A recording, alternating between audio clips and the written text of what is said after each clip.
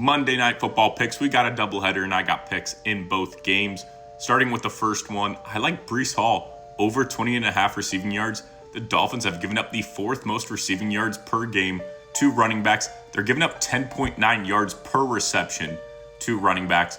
Hall's averaging more than 4 targets a game and has gone well over this number in 2 games. He got 38 in week 1, 9 in week 2. We'll ignore that. And then 31 last week. So really like Hall here against this defense.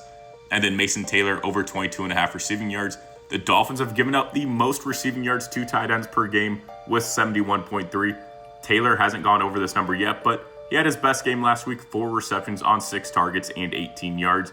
His targets have increased each week, and he's been on the field 88% of snaps week 1, 72% of snaps week 2, and 74% of snaps in week 3. He'll be active against this defense, and this total is very low for a team that does not defend the tight end well and then have to have at least 1 touchdown score. Justin Fields, anytime touchdown score at plus 215. In 2 games, Fields has 4 red zone looks, 2 goal line looks. When the Jets get close to the goal line, they like to use Fields, whether it's a designed run or he just scrambles and finds a little space to get into the end zone. The Dolphins have allowed 3 rushing touchdowns to quarterbacks this season.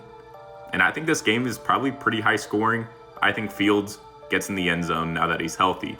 Then for the next game, Bo Nix, 2+ passing touchdowns.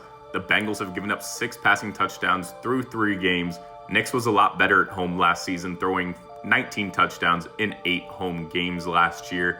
He threw for 3 touchdowns in week 2, and I think he will right the ship after a tough game against the Chargers and their defense to throw a couple touchdowns against Cincinnati and their not very good defense. Then Troy Franklin, over 3.5 receptions.